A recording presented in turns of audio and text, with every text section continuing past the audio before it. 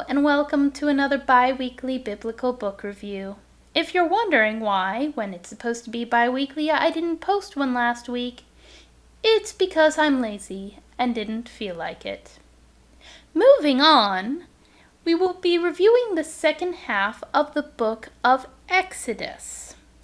Now, we've finished the part where Moses leads his people out into the desert away from Egypt. And this part mainly focuses on all the rules and commandments that Moses is going to get from God. At the beginning, he basically goes up into the mountains because the people are afraid of God. And so they basically send him up because they are convinced that they will die if they approach him in person to get his various rules and commandments. This is where we introduce the concept of the Ten Commandments, which are basically the first four are, you shall not have any other gods before me, you shall not make for yourself an image in the form of anything in heaven above or earth beneath, and you shall not bow to them or worship them. You shall not misuse the name of the Lord your God. Remember the Sabbath day by keeping it holy. Basically those first, and of course you have to worship the Lord on the seventh day. Basically those are continuing with themes that have gone on throughout the book of God being very centered on having people worship Him. And of course, it's been mentioned before that people must keep the Sabbath day holy. Although I do find this interesting in terms of comparing this to modern day documents, because we have things like our Constitution where our First Amendment is actually the inverse of the First Commandment, where this says, "Ye shall have no other gods before me."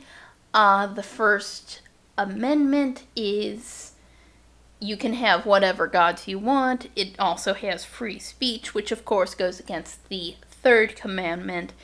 You shall not misuse the name of the Lord your God, basically dictating what kind of speech people are free to use. And the reason why I bring this up is there are several points where I notice in this chapter the values do seem to be the inverse of the values that we hold in modern day America, which isn't too surprising. America was not a thing when this book was written, and also it's very ambiguous what kinds of morals these are supposed to be, whether they're supposed to actually be good or evil. I mean, I know through this whole book God has been consistently evil, but as you might notice as I read out these rules and commandments, there are some areas where it becomes shaky whether they're trying to write an evil or good character, but I'll get more into that shortly.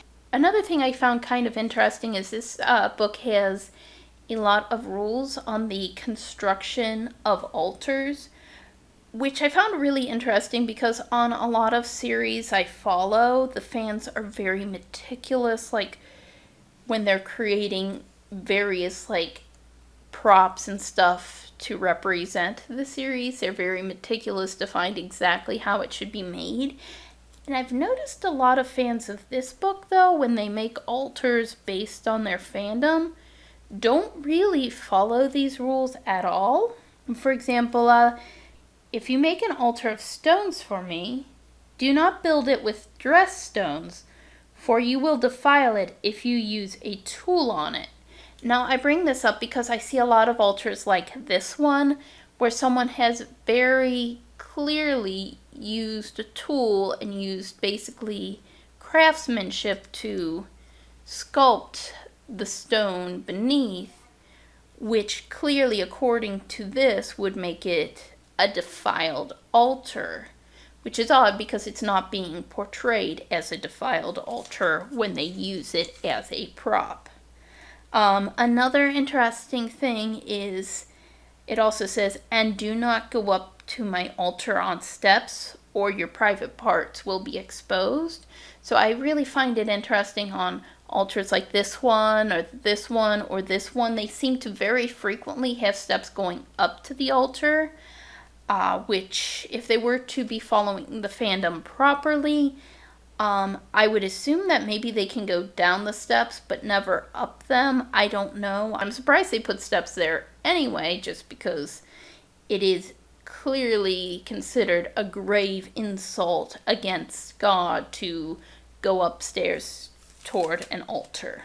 Then we go on to God's laws around owning Hebrew servants, which I also found very interesting because we literally just did a story about God freeing all the Hebrew slaves. So you would think he'd be like, well, okay, we've seen from earlier chapters that he's not against slavery, but at least he's super against owning Hebrew slaves, right? Apparently not, because he has all these rules for if you buy a Hebrew servant.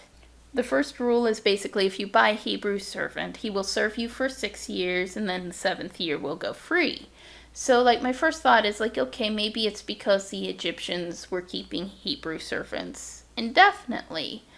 Although it does say that, basically, if he comes alone, he goes alone. If he has a wife at the time, he goes with the wife. But if he gets a wife while he's the servant of the master, if he comes to his time where he can be set free, the wife and any children he's had with that wife will continue to be the property of the master. But if he basically wants to stay with his wife, he can give up his freedom for all time, which that is horrible blackmail to say, yeah, you can keep your slave forever as long as you tell him that he'll never see his wife or children again if he goes for freedom. It really makes me wonder, okay, so why was he that upset over what the Egyptians were doing when clearly he's fine with owning them forever? And why is it more okay if they do this emotional manipulation of, oh, you can go free, oh, but you can't take your wife with you? And then the rules are completely different for a Hebrew woman who gets sold into slavery. Basically, she's never to be freed at all under normal circumstances, although if a man chooses her for himself, he must, basically, if he decides she no longer pleases him, he's to set her free. And basically, he is to, even if he later gets married to someone, he is still to provide her with food, clothing, and marital rights. And if he does not wish to provide those, he's to set her free.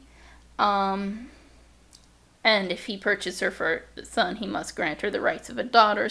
But it doesn't really say what the rules are if he purchases a Hebrew slave, if she's a female slave, for anything other than sex. So I'm not even sure if there's any circumstances if you just purchase a Hebrew woman to fold your laundry where she can go free. It really doesn't clarify that.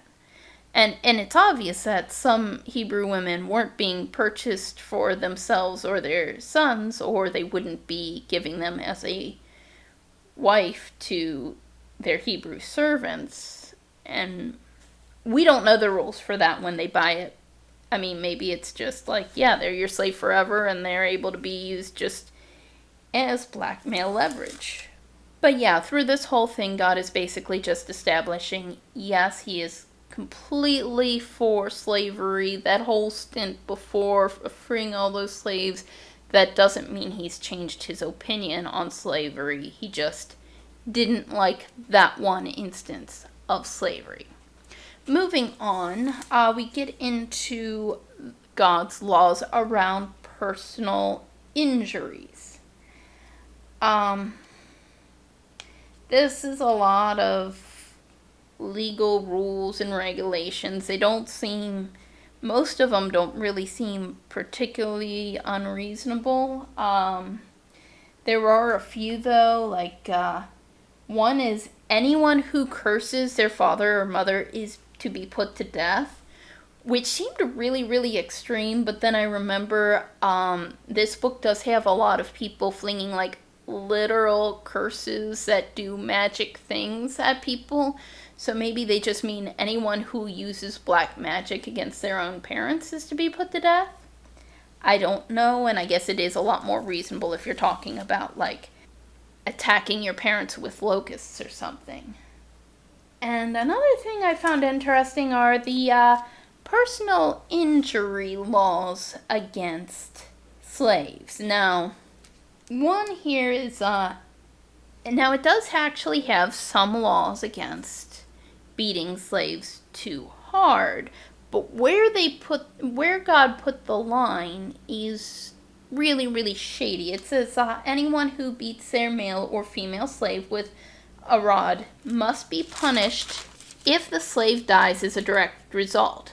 But they are not to be punished if the slave recovers after a day or two, since the slave is their property. So basically, God had a chance to be like, don't beat your slaves. Or, don't beat your slaves bad enough that they take 2 days to recover. But instead, it just says, yeah, don't beat them to death, which I guess is better than nothing. But the moral line God draws is really, really pathetic. And if he wanted to go further, he definitely could have. I mean, these are people he just freed from slavery. If he was just like, no slaves ever, what was done to you was totally wrong, they would definitely be all for it. But no, he goes out of his way like, yeah, don't harsh on people's buzz for owning slaves. But like, here's a couple rules around it just so you don't feel quite as bad about allowing slavery, because we gave you a couple of almost rights. Another thing I found really funny, now this wasn't a straight up evil thing like a lot of things here, but this was just on the rules around if your runaway bull gores someone. There are a lot of really obscure legal things throughout this chapter. But yeah, this is the part that's about what the legal ramifications of your bull goring someone are. Basically, if the bull gores a male or female slave, the owner must pay 30 shekels of silver to the master of the slave, and the bull is to be stoned to death. Now, I found two things bizarre and hilarious about this particular passage. One is just the fact that, like, okay, this is a book that I've heard a lot of people say is timeless. But shekels, if you're a god passing on their rules to mankind, I would think you would be careful to avoid anything that will be outdated quickly. And the thing is, inflation is a thing. So what 30 shekels is to me, in 20 years, 30 shekels will be something totally different. You could go from that being like this huge harsh penalty that'll really deter you to, in 100 years, it's like, oh, I'll toss you your 30 shekels, who cares? On top of that, I mean, shekels aren't even a thing now, so it's like, okay, I don't even know what a shekel is. How does a shekel even translate to $1? So really, the writers of this didn't take into account how currency changes over time and how you can't put a specific shekel amount on a crime when a shekel will not always be the same. The second thing I found hilarious and kind of sad is the idea of stoning a bull to death. Now, I actually do agree that if a bull just runs out and straight up kills a person, you should probably have that bull killed. It is a dangerous animal. That said, I just can't really see the point of stoning a bull to death. That is a very slow and painful way to die. And it doesn't add any more punishment to the owner of the bull who was irresponsible. all it does is punish the bull, which, being an animal, a bull is not going to be able to connect the stones being thrown at it to any action it did in the past. So there's no point in punishing a bull. It's a bull. It's not going to be like, oh, I regret the day that I did the thing.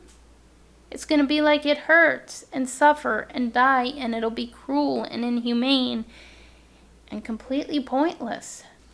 Going on, we actually run into some things that still tie in with politics today, which I actually found really interesting. For example, God gives his opinion on the Stand Your Ground statute, which I thought that was really neat. It says, if a thief is caught breaking in at night and is struck a fatal blow, the defender is not guilty of bloodshed.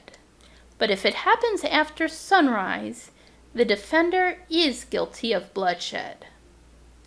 Which, so apparently he is okay with stand your ground, but only at night. During the day, it is completely unethical. Now, this actually does make sense, both at that time and in the present, because if somebody breaks in at night, they're expecting everybody to be at home and asleep, which means that their plan is for everybody to be vulnerable and is a lot more likely to involve harming them, which means if you see them, it is a lot more reasonable to feel like your life is in mortal peril. But if a thief breaks into your home in the day, both now and then, they probably assume that everybody is out working and they're coming into an empty home. So you know that it's a lot less likely that they have any intention of harming anyone and they're only stealing possessions. And as human life is more valuable than possessions, you shouldn't take it unless there is reason to believe you are in mortal peril. Now, there are exceptions, which is why I feel it would have been better to write this rule in a more vague and encompassing way, like, you have to feel like you're in mortal peril, and if they don't, but I can also see why they got specific, because a lot of times it can be very vague and ambiguous what mortal peril means from one person to the next. He is also apparently for the for-profit prison system, but only for the poor. It says that anybody who steals must certainly make restitution, but if they have nothing, they must be sold to pay for their theft. So I do condemn this. I don't think it's ethical to sell a human being just because they stole something. I think there are better punishments to come up with. Although, since our current for-profit prison system is focused on forcing people, including thieves, to work and generate revenue in exchange for their loss of freedom, supposedly as a punishment, this is very in keeping with modern law. After that, we have a lot more laws. I didn't really want to get into each of these because they're just obscure laws, like about what to do when a fire breaks out, etc. And then we get to a section entitled Social Responsibility. Now, this title is a bit misleading because almost nothing in this section has anything to do with social responsibility. For example, one of the first rules is do not allow a sorceress to live. I don't know why that's a rule. I don't know why that's an issue when Moses was apparently perfectly fine throwing magic all around. I don't know if it's fine because Moses got the power from a god, which technically makes him a cleric. And I also don't know why it specifies the female form of a magic user, of sorceress. Like, is it okay that a man uses magic as long as a woman doesn't? Doesn't that seem a little bit sexist to you? But, okay, that's apparently social responsibility. The next one is social responsibility. It's just that the punishment seemed a little extreme.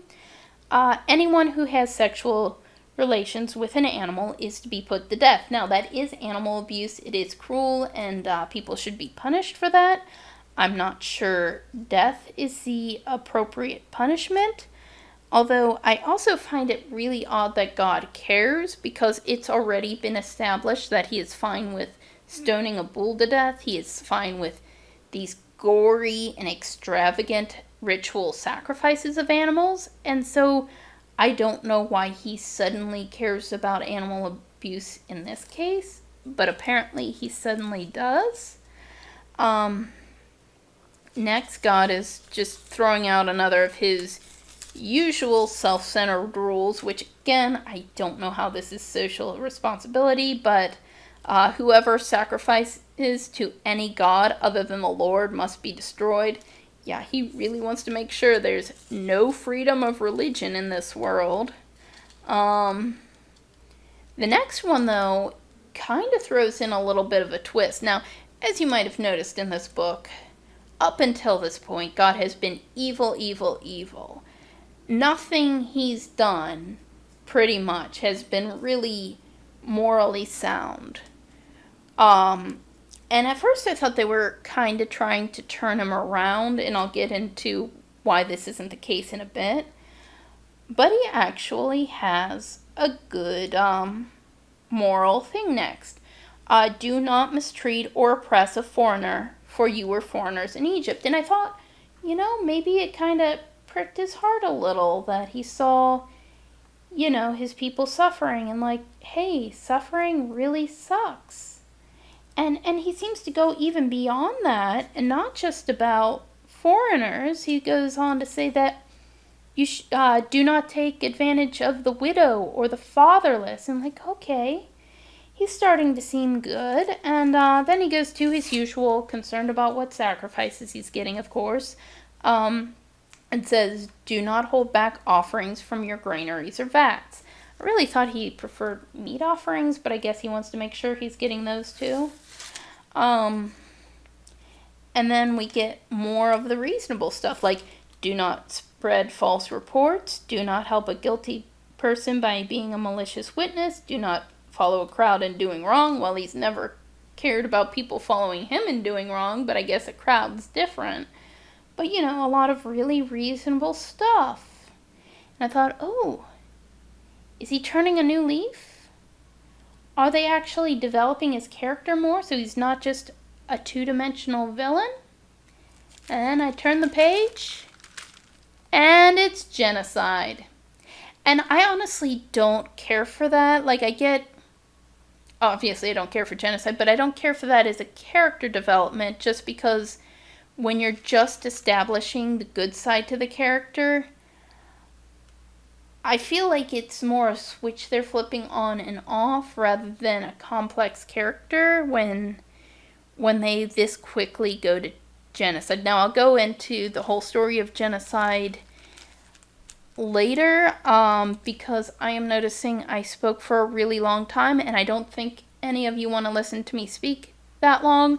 So I will go into the story of genocide in Exodus in 2 weeks, if we're lucky. Until next time, bye-bye!